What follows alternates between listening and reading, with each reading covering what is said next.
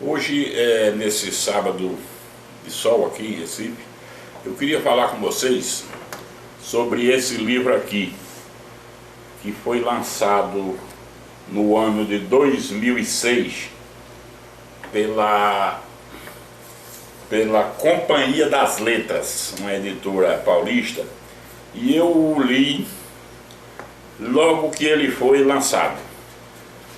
Primeiro porque ele trata de um assunto que eu gosto, que eu curto muito, a história recente, fatos desse país. E segundo, porque o seu autor, o jornalista Ricardo Coccio, tem um texto que de há muito tempo eu gosto de ler. Desde os anos 80, quando ele trabalhava na grande imprensa lá em São Paulo, eu sempre gostei da maneira enxuta como ele escreve, como ele descreve os fatos. E ele aqui, nesse livro, ele usa aquele estilo gostoso. É um livro que eu li de uma tacada só, muito bem documentado, um arquivo fotográfico excelente que ele coloca aqui. E o título do livro, Do Golpe ao Planalto, o golpe é que ele fala aqui, a ditadura militar, o golpe de 64, do golpe ao Planalto, a gente, pelo título, acha que o livro tem início no golpe. Não é não. Na verdade, ele começa falando dele mesmo, desde o nascimento, dá umas breves passagens sobre o pai, sobre a mãe dele, até o Planalto. Por que o Planalto? Porque ele exerceu um cargo de importância no governo federal. O livro é dividido aqui em alguns capítulos. O primeiro, como eu disse, de onde vem esse Coccio, com interrogação? Ele falando da vida dele, do pai e da mãe. Depois ele fala das passagens dele pela grande imprensa, no Estadão, Estado de São Paulo, a vida dele de correspondente no exterior, viveu lá na Europa, a Folha, o JB, né, os grandes órgãos dele trabalhou, até chegar na redemocratização dos anos 70, quando foi extinta a ditadura militar, e finalmente chegamos aqui ao que interessa. As caravanas das quais ele participou, caravanas da cidadania, ao lado do ex-presidente Lula, de quem ele é amigo pessoal e de cuja intimidade ele participa e ele goza até hoje. E um dos capítulos, ele trata do rumo à vitória, a campanha de Lula, que ele foi assessor de Lula desde a primeira campanha, desde 1989, ele tem até uma foto aqui, ó. Na casa de Lula, no dia do primeiro turno da primeira eleição direta após a ditadura. Isso aqui, essa flagrante é só para dar uma ideia de como eles são amigos, de como ele goza da intimidade e frequentava a casa de Lula, de quem ele era assessor. Então, o Coccio,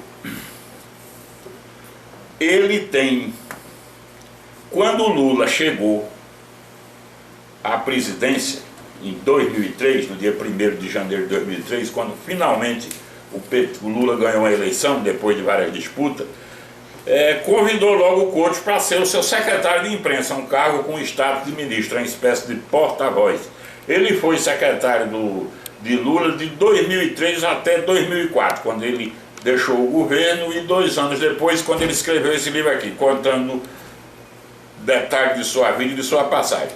O Coccio tem na internet um blog intitulado Balaio do Coccio. Se vocês digitarem aí, vocês chegam nesse endereço. Ele, um petista histórico, um homem que goza da privacidade de Lula. Ontem ele escreveu um texto no blog dele, cujo título é o seguinte: A Hora da Verdade para Lula e o PT. Uma boa parte do que ele escreveu, por questões particulares, por questões minhas, eu não concordo. Esses são princípios dele, petista. Eu vou destacar só algumas frases. Quem entrar no blog dele vai ler a íntegra. Eu vou só destacar as frases mais importantes. Ele diz textualmente o seguinte: estes últimos foram os dias mais difíceis da minha vida. Aliás, esses últimos foram os dias mais difíceis da minha já longa carreira, uma vez que os fatos envolvem não só velhos amigos meus, como é do conhecimento público, mas um projeto político ao qual eu dediquei boa parte da minha vida. Simplesmente não sabia mais o que dizer.